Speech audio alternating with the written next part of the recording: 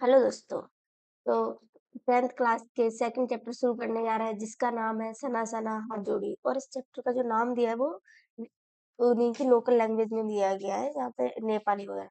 तो इस चैप्टर को जो लिखा है वो मधु कांकरिया ने लिखा है और वो यात्रा पे गई है, मतलब वो गंगटोक घूमने गई, सिक्किम की राजधानी और दूसरी जगह घूमने गई है। तो उसी के लिए उन्होंने पूरा जो देखा है वहां पे, उन्होंने जो यात्रा की है वहां, उन्होंने जो आसपास रास्ते में देखा है या फिर जो उन्होंने पहाड़ देखे हैं, घाटियां देखी, उनके बारे में उन्होंने लिखा है। तो इसको इसीलिए ये एक यात्रा वृतांत है। जब हम कहीं किसी यात्रा पे जाते हैं और उसके बारे में हम लिखते हैं तो उसी को यात्रा वृतांत कहते हैं। तो मधु कांकरिया जो लेखिका है उन्होंने भी ये एक यात्रा वृतांत के रूप में अपना लिखा है। तो लेखिका शुरू करेंगे कि मैंने, यहाँ पे मैंने किसके लिए यूज किया गया है? लेखिका के लिए। तो लेखिका कह रही है, मैंने हैरान होकर देखा, आसमान जैसे उल्टा पड़ा था और सारे तारे बिखर कर नीचे टिमटिमा रहे थे। दूर ढलान लेती तराई पर सितारों के गुच्छे रोशनियों की एक झालर सी बना रहे थे। क्या था वह? क्या था मतलब जो ये यहाँ पे इस पे है कि तारे बिखर कर नीचे टिमटिमा रहे थे, मतलब उल्टे पड़े थे। ऐसा है कि जो जैसे आसमान में कैसे तारे दिखाई देते हैं, उसी तरीके से शहर में जब जो लेखिका है वो ऊंचाई पे से, पहाड़ी पे एरिया से देख रही है शहर को, तो उन्हें कैसे दिखाई दे रहा है कि जगह जगह घरों में लाइट जल रही है। तो ऐसा लग रहा है जैसे कि आसमान उल्टा पड़ा हो, उसमें तारे टिमटिमा रहे हो। तो जो घरों की लाइट थी वो तारों की तरह लग रही थी। वह रात में जगमगाता गैंगटॉक शहर था। इतिहास और वर्तमान में संधि स्थल पर खड़ा मेहनत कश बादशाह का वह एक ऐसा शहर था जिसका सब कुछ सुंदर था, सुबह शाम रात।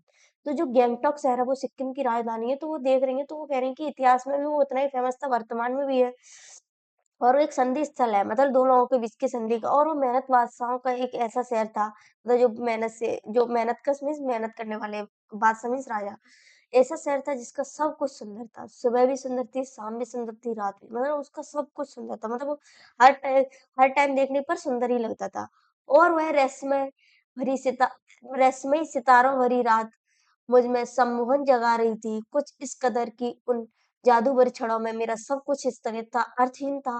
मेरी चेतना मेरा आसपास, मेरे भीतर, बाहर सिर्फ शून्य था और थी अतिन्दरता में डूबी रोशनी की वह जादुई झालर। सम्मोहन का मतलब यहाँ है कि जो लेखिका है वो इतना रहस्यमय सितारा भरी रात देख रही थी ना, तो उनको ऐसा लग रहा था कि वो हिप्नोटाइज हो रही है और उन्होंने कुछ नहीं सुन, उनके अंदर-बाहर सब शांति हो गई थी और उनके अंदर भीतर शून्य था। मतलब उन्हें, उनकी जो इंद्रियाँ थी उन पे उनका कंट्रोल नहीं था। मतलब वो एकदम शून्य हो गई थी। उन्हें कुछ वो नहीं हो रहा था समय। तो धीरे-धीरे एक उजास उस शून्य से फूटने लगा। एक प्रार्थना होठों को छूने लगी। सना सना हाथ जोड़ी कर दुआ प्रार्थना। हा हमरो जीवन तुमरो कौशली। ये छोटे-छोटे, इसका हिंदी में ये ट्रांसलेशन है इसका, कि छोटे-छोटे हाथ जोड़कर प्रार्थना कर रही हूँ कि मेरा सारा जीवन अच्छाइयों को समर्पित हो।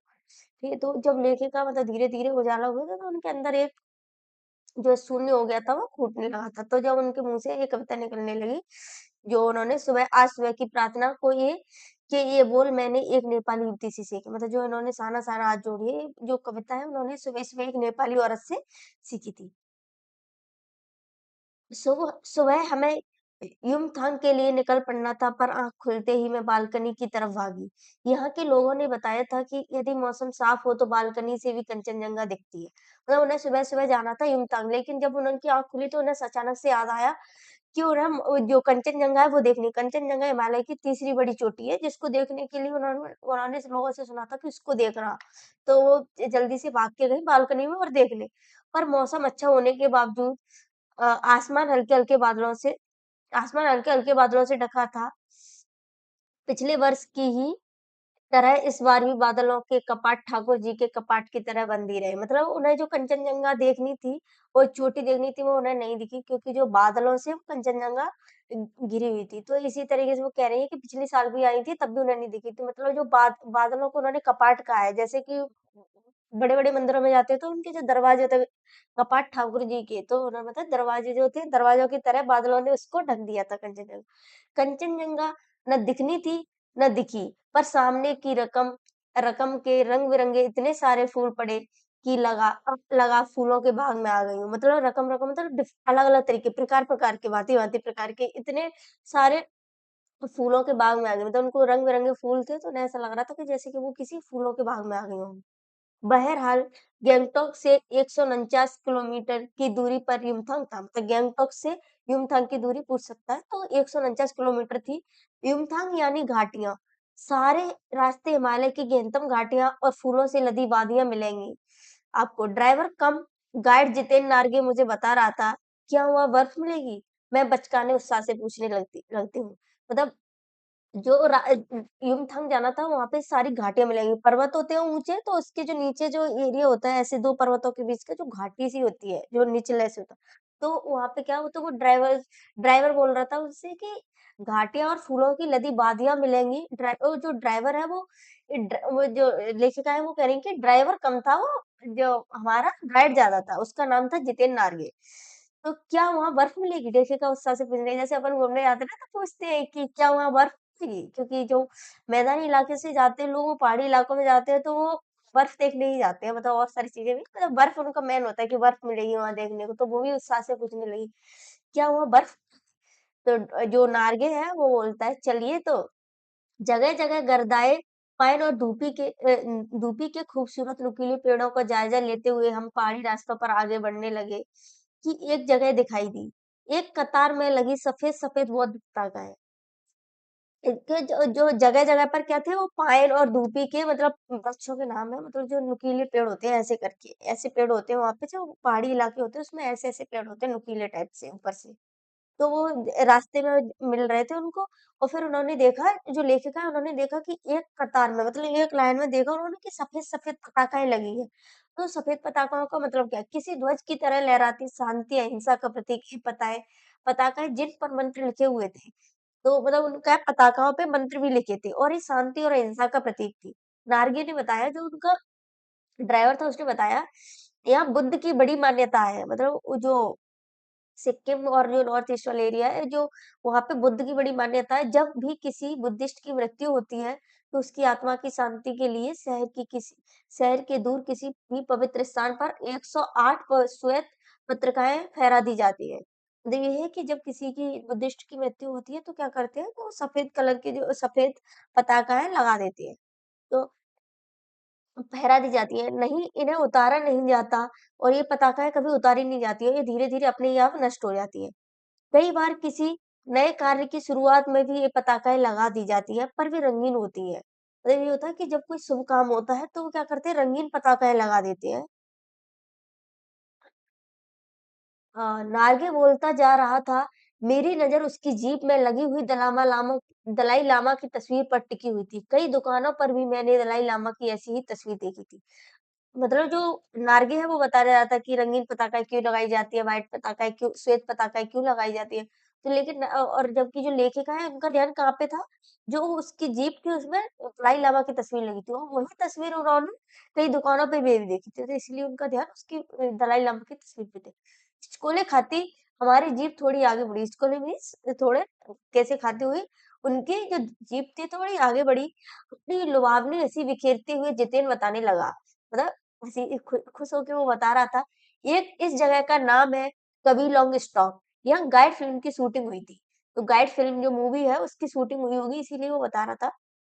तिब्बत के चीख तिब्बत के चीज़ के बम बस बमसन ने लेप्चाओ के सोमेन से कुंदन टेक के साथ संधि पत्र पर यही हस्ताक्षर किया था। ये एक पत्थर यहाँ स्मारक के रूप में भी है। लेप्चा और भूटिया जो सिक्किम की 2 जनजातियाँ थी ना, उनके बीच में जो लड़ाई झगड़ा चल रहा हुआ, तो उसके बीच में जो शांति वार्ता संधि हुई थी, वो इसी जगह पे हुई थी। इसीलिए उन्हीं रास्तों पर मैंने देखा एक कुटिया के भीतर घूमता चक्र। जो यह क्या? नार्गी कहने लगा, मैडम यह धर्म चक्र है। मतलब उन्होंने एक कुटिया के अंदर देखा कि ये घूमता चक्र है, जिसको घुमाने से मतलब अपनी इच्छा पूरी हो जाती है ऐसे करके। तो उन्होंने कहा उन्हीं रास्तों में मैंने देखा एक कुटिया के भीतर घूमता चक्र। यह क्या? नारके कहने लगा, मैडम यह धर्म चक्र है, प्रेयर व्हील है। इसको घुमाने से सारे पाप धुल जाते हैं। मतलब उन्होंने कुटिया देखी, कुटिया में से एक झोपड़ी टाइप की देखी, उसमें एक घूमता चक्र था। जैसे कि कभी तुमने देखा हो कि घुमाने वाला चक्र होता है, तो उसको घुमाने से नारके कहने लगा, मैडम यह क्या? यह धर्म चक्र है। मतलब उसने बताया कि ये धर्म चक्र है, प्रेयर व्हील है। इसको प्रेयर व्हील कहते हैं। इसको घुमाने से सारे पाप धुल जाते हैं। उसने कहा इसको घुमाने से सारे पाप धुल जाते हैं। क्या? चाहे मैदान हो या पहाड़, तमाम वैज्ञानिक प्रगतियों के बावजूद इस देश की आत्मा एक जैसी है। मतलब लेखिका कहती है क्या? कि मतलब चाहे मैदान हो या पहाड़, मतलब इतनी सारी वैज्ञानिक खोज हो रही है, साइंटिफिक रिसर्च वगैरह हो रही है, फिर भी एक देश की आत्मा एक ही है, मतलब सबको अंधविश्वास में विश्वास ही करना है। अंधविश्वास में बिलीव करते हैं ना सब लोग। लोगों की आस्थाएँ, विश्वास, अंधविश्वास, पाप और पुण्य की अवधारणाएँ और कल्पनाएँ एक जैसी। सबकी इमेजिनेशन, सबके जो रिचुअल है वो एक जैसे ही है। मतलब सबकी जो अंधविश्वास और विश्वास है वो एक जैसे कि ये करने से पाप धुल जाएँगे, ये करने से ये होगा, ऐसे करके। तो चाहे कहीं भी चले जाओ, रफ्ता-रफ्ता मतलब धीरे-धीरे हम ऊँचाई की ओर बढ़ने लगे। बाज़ा बाज़ार, लोग, बस्तियाँ पीछे छूटने लगे, मतलब जो बाज़ार थे, लोग थे, वो बस्तियाँ थी, वो पीछे छूटने लगे क्योंकि गाड़ी उनकी आगे बढ़ रही थी। अब परिदृश्य से चलते-चलते स्वेटर बुनती नेपाली युवतियाँ और पीठ पर भारी भरकम कार्टून ढोते-बौने से दिखते बहादुर बहादुर नेपाली ओझल हो रहे थे। मतलब जो औरतें स्वेटर बुन रही थी, वो भी पीछे छूट रही थी और जो आदमी थे, नेपाली आदमी, वो भी काम कर रहे थे, वो भी पीछे छूट रहे थे क्योंकि उनकी गाड़ी आगे बढ़ रही थी। अब नीचे देखने पर घाटियों में ताश के घरों की तरह पेड़-पौधों के बीच छोटे-छोटे घर दिखाई दे रहे थे। मतलब वो ऊँचाई पे जा रही थी, तो वो जो घाटियों में जो ऊँचे पर्वत से जो नीचे घर वगैरह बने थे, तो वो ऐसे लग रहे थे कि जैसे ताश के पत्ते हों। घर बहुत छोटे-छोटे दिखाई दे रहे थे। हिमालय भी अब छोटी-छोटी पहाड़ियों के रूप में नहीं वरन अपने विराट रूप एवं वैभव के साथ सामने आने वाला था। तो जो हिमालय जो नीचे से घाटियों से जो छोटा दिखाई दे रहा था, अब जो ऊपर की तरफ जाने लगी तो हिमालय उनको बड़ा दिखाई देने लगा। हिमालय की पहाड़ियों के रूप ना जाने कितने दर्शकों, यात्रियों और तीर्थाटनियों का काम हिमालय है। मतलब सब लोग हिमालय को देखना चाहते हैं ना, सब लोगों को लगता है कि हम भी हिमालय जाएँ। पल-पल परिवर्तित हिमालय, मतलब जब जैसे-जैसे वो आगे बढ़ रही थी, तो हिमालय वैसे ही वैसे बदलता जा रहा था। और देखते-देखते रास्ते वीरान, सकरे और जलेबी की तरह घुमावदार होने लगे थे। जब वो आगे की तरफ बढ़ रही थी, तो जो पहाड़ी एरिया होते हैं, वहाँ के रास्ते एकदम वीरान में शांति से, ज़्यादा कोई वो नहीं, और सकरे मीन्स पतले-पतले रास्ते थे कि गाड़ी थोड़ा भी घिसके तो नीचे घाटी में गिर जाए, इस तरीके से, मतलब बहुत पतले रास्ते होते हैं। और जलेबी की तरह घुमावदार, क्योंकि पहाड़ के आस-पास ऐसे-ऐसे करके रास्ते बनाए जाते हैं घुमावदार, तो इसीलिए वो कह रहे हैं जलेबी की तरह घुमावदार होने लगे। हिमालय बड़ा होते-होते विशालकाय लगने लगा, मतलब हिमालय जो, अब वो हिमालय के पास पहुँच जा रही थी, तो हिमालय उनको जो नीचे से छोटा दिखाई दे रहा था, अब उनको बड़ा दिखाई देने लगा था। घटनाएँ गहराती-गहराती पाताल नापने लगी, वादियाँ चौड़ी होने लगी, बीच-बीच के करिश्मे की तरह रंग-बिरंगे फूल शिद्दत से मुस्कुराने लगे। मतलब जो घटाएँ गहराती पर पाताल नापने लगी, जो उनकी वादियाँ थी वो भी चौड़ी होने लगी, और उनके जो फूल थे वो भी ज़्यादा दिखाई देने लगे। उन भीमकाय पर्वतों के बीच, भीमकाय पर्वत मीन्स बड़े-बड़े पहाड़ों के बीच, घाटियों के ऊपर बने सकरे कच्चे-पक्के रास्तों से गुजरते यूँ लग रहा था जैसे हम किसी सघन हरियाली वाली गुफा के बीच हिचकोले खाते निकल रहे हैं। मतलब घाटियों के ऊपर ही तो सकरे जो रास्ते बन रहे थे, कहीं कच्चे थे, कहीं पक्के रास्ते, तो उन्हें ऐसे लग रहा था कि वो किसी हरियाली से गुजर रहे हैं। सघन मीन्स घनी हरियाली से, वो वाली गुफा से गुजर रहे हैं। ये वहाँ का एक सीन दिया गया है। इस बिखरी असीम सुंदरता का मन पर यह प्रभाव पड़ा कि सभी सैलानी झूम-झूम कर गाने लगे, सुहाना सफ़र और ये मौसम हँसी। मतलब सारे जो उनके साथ जो जीप में जितने भी लोग बैठे थे, उनकी सहेली वगैरह जो भी लोग थे, सारे झूम-झूम के गाने लगे खुश होके कि सुहाना सफ़र और ये मौसम हँसी। पर मैं मौन थी, जो लेखिका है वो चुपचाप थी, वो मतलब एकदम चुप थी, किसी ऋषि की तरह शांत थी। मैं चाहती थी कि इस सारे परिदृश्य को अपने भीतर भर लूँ, मतलब जो सारा जो दृश्य देख रही थी, उन्हें ऐसा लग रहा था कि वो मतलब अपना ध्यान ना भटकाएँ, वो सारी चीज़ों को अपनी आँखों में इस तरीके से रख लें कि अच्छे से पूरे बैठा रहे, कि सारा दृश्य ऐसा था। पर मेरे भीतर कुछ बूँद-बूँद पिघलने लगा था। जीप की खिड़की से मुंडकी निकाल-निकाल मैं कभी आसमान को छूते पर्वतों के शिखर देखती, तो कभी ऊपर से दूध की धार की तरह झरझर गिरते जलप्रपात को। मतलब जो लेखिका है वो अपनी जो गाड़ी थी उसमें से ऐसे सिर बाहर निकाल के बार-बार देख रही थी। कभी आसमान को छूते बड़े-बड़े पर्वतों को देख रही थी, कभी जो दूध की धार की तरह जो जलप्रपात में पानी गिर रहा था पहाड़ियों से, उसको देख रही थी। तो कभी नीचे चिकने गुलाबी पत्थरों के बीच इठला-इठला कर बहाती, चाँदी की तरह कौन मारती बनी बनी ठनी तीस्ता नदी को। और जो जो नदी है, जो पर्वतों के बीच में जो पत्थर पड़े हैं, उनके बीच में से जो बह रही है, तो उसको देखती है ना, तीस्ता नदी को देखने लगती है। सिलीगुड़ी से ही हमारे साथ थी यह तीस्ता नदी, मतलब जहाँ से सिलीगुड़ी से उन्होंने वो किया था, तो वहाँ से ही वो नदी उनके साथ थी। पर यहाँ उसका सौंदर्य पराकाष्ठा पे था, मतलब सुंदर तो वो वहाँ पे भी थी, लेकिन जहाँ अभी लेखिका है, वहाँ पे उसकी सुंदरता है, वो बहुत ज़्यादा ही है, पीक पर है। इतनी सुंदरता नदी मैंने इतनी खूबसूरत नदी मैंने पहली बार देखी थी, मतलब लेखिका बता रही है कि इतनी खूबसूरत नदी उन्होंने पहली बार देखी थी। मैं रोमांचित थी, पुलकित थी, चिड़िया के पंखों की तरह हल्की थी, मतलब उनको बहुत अच्छा लग रहा था, इतनी खुशी हो रही थी कि कितना अच्छा। मेरे नगपति मेरे विशालय, मैंने हिमालय हिमालय को सलामी देनी चाहिए कि तभी जीप एक जगह रुकी। मतलब वो हिमालय को कह रहे मेरे नगपति, मेरे विशाल, पर वो सलामी देना चाहती तभी उनकी जीप थी, वो रुक गई। खूब ऊँचाई से पूरे वेग मीन्स स्पीड के साथ ऊपर शिखरों के भी शिखर से गिरता फैन उगलता झरना, मतलब झरने में ऊपर से पानी गिर रहा था। इसका नाम था सेवन सिस्टर्स वाटरफॉल।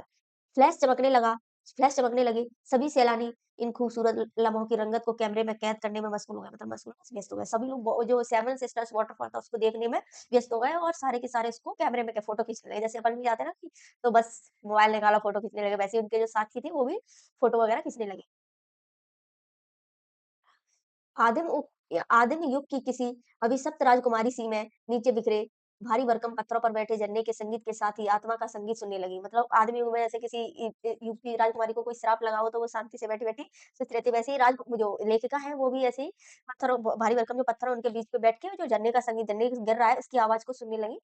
थोड़ी देर बाद थोड़ी देर बाद ही बहती जलधारा में पाँव डुबोया, तो भीतर तक भीग गई। मतलब उन्होंने जब पानी में अपना पैर डुबोया तो उन्हें लगा कि जैसे वो अंदर से वो काँप गई हो, मन काव्यमय हो उठा। काव्यमय मतलब ऐसा मन हो गया कि कविताएँ करें, कविताएँ लिखें।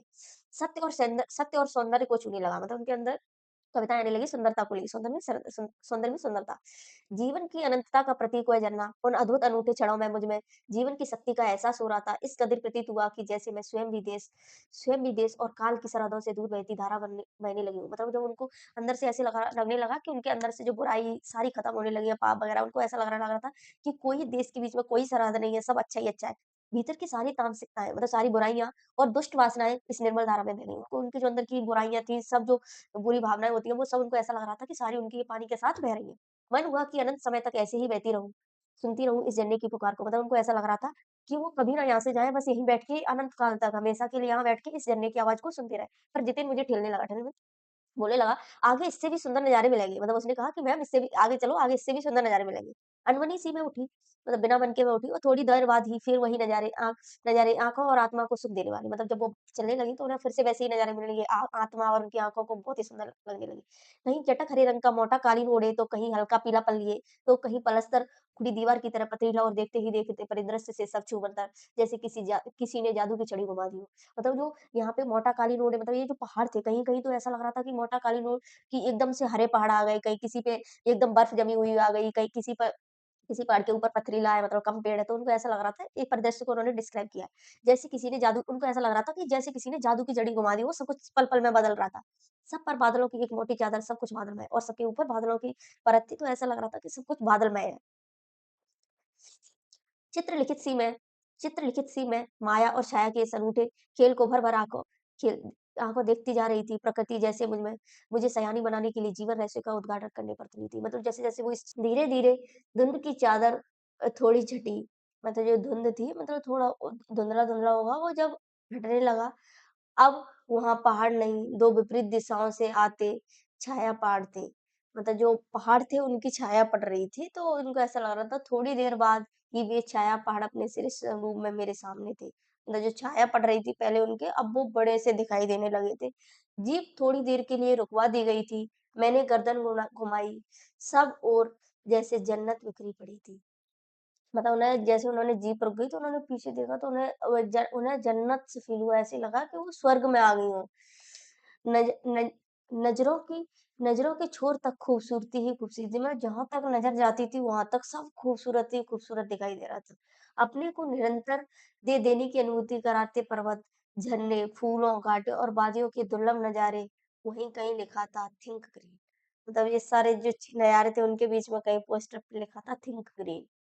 क्योंकि जो ए ए प्लेन वाले एरिया से जाते हैं, मैदानी क्षेत्रों से जो लोग जाते हैं, तो वो तो सारा गंदा करके आते हैं, तो उनके लिए लिखा था कि थिंक करिए। आश्चर्य, पल भर में ब्रह्मांड में कितना कुछ घटित हो रहा है, सतत प्र प्रवाहमान झरने, नीचे वेग से बहती तीस्ता नदी, सामने उठती धुआँ, ऊपर मंडराते आवारा बादल, मध्यम-मध्यम हवा में हिलोरे लेते प्रियता और रोडोडेंड्रो के फूल, अब सब अपनी-अपनी लय, तान और प्रवाह में बहते हुए चैर और समय के इसी सतत प्रवाह में तिनके सा बहता हमारा वजूद। मतलब वो जो लेखिका है वो सोच रही है कि ये ब्रह्मांड में एक ही टाइम पे कितना कुछ घटित हो रहा है, झरने भी बह रहे हैं, तीस्ता नदी भी है, सामने उठती धुंध है, सब कुछ अपने-अपने मतलब हवाएँ हैं वो धीरे-धीरे चल रही हैं और ये 2 फूलों के नाम दिए प्रियता और रूडोडेंड्रो के फूल सब मतलब अपने-अपने काम में मतलब लगे हैं। पहली बार एहसास हुआ जीवन का आनंद है, यही चलायमान सौंदर्य। मतलब वो उन्हें ऐसा लग रहा था कि जीवन का असली आनंद यही है, कि जो चलायमान सौंदर्य मतलब एक टाइम पे बहुत सारी सौंदर्य उनको दिखाई दे रहा था। संपूर्णता के उन क्षणों में मन इस बिखरे सौंदर्य से इस कदर एकात्म हो रहा था कि भीतर बाहर की रेखा मिट गई थी। मतलब उनकी आत्मा में मतलब एकदम शांति हो गई थी कि इतना सब कुछ हो रहा है। आत्मा की सारी खिड़कियां खुलने लगी थी। मैं सचमुच ईश्वर के निकट थी। उन्हें ऐसा फील हो रहा था कि वो भगवान के पास है। सुबह सीखी प्रार्थना फिर घुटनों को छूने लगी, साना साना हाथ जोड़ी कि तभी वह अंतिम दृढ़ संसार खंड-खंड हो गया, वह महाभाव सूखी टहनी सा टूट गया। मतलब जो अंदर से उनकी प्रार्थना वगैरह सब चल रही थी, तो ये अचानक से उनका सपना सा टूट गया। दरअसल मंत्रमुग्ध सी मैं त्रांदल अवस्था में ही थोड़ी दूर तक निकल आई थी कि अचानक पाँव पर ब्रेक सी लगी। तब जब वो सोच रही थी इन सब के बारे में कि जन्नत आ गया है, चलायमान सौंदर्य है, ये सब, तभी अचानक से उनका ये जो सपना था वो टूट सा गया और अचानक पाँव में ब्रेक सा लगा। तो अचानक से गाड़ी रुकी तो मतलब उनका ब्रेक सा लगा। जैसे समाधि भाव में नृत्य करती किसी आत्मलीन नृतंगना के नुपुर अचानक टूट गए। मतलब जैसे कि कोई वो हो न जो नर्तिका है वो डांस कर रही हो तो अचानक से उसका घुंघरू टूट गया, नूपुर मीन्स उसके घुंघरू टूट गया तो अचानक से वो रुक जाए, वैसे ही वो उनके जो भाव चल रहे थे वो रुक गए। मैंने देखा एक अद्वितीय सौंदर्य से निर्पेच कुछ पहाड़ी औरतें पत्थरों पर बैठी पत्थर तोड़ रही थी। मतलब उन्होंने देखा कि अभी तक वो सब सोच रही थी कि सब कुछ कितना सुंदर है ये वो, तो तभी उन्होंने देखा अद्वितीय मतलब ऐसा कि बहुत डिफरेंट जो सौंदर्य था मतलब ये तो वो उसके बाद उन्होंने देखा कि अभी तक तो सब अच्छा-अच्छा था लेकिन कुछ औरतें जो निरपेक्ष भाव से मतलब कोई भाव से निरपेक्ष तो कुछ पत्थरें थी वो जो औरतें थी वो पत्थर को तोड़ रही थी। गुथे गुथे आठी सी कोमल काया पर मतलब उनको उनकी जो औरतें थी उनकी जो काया थी वो बहुत ही कोमल थी और हाथों में कुदाल और हथौड़ी, कईयों पर पीठ पर बंधी बड़ी टोकरी में उनके बच्चे भी बंधे हुए थे मतलब पीठ पे बच्चे लदे, हाथ में कुल्हाड़ी है और उनकी जो कोमल काया है उससे वो पूरे पत्थरों को काट रही थी। कुछ कुदाल को भरपूर ताकत के साथ ज़मीन पर मार रही थी मतलब कुछ पूरी ताकत से पत्थर को तोड़ रही थी।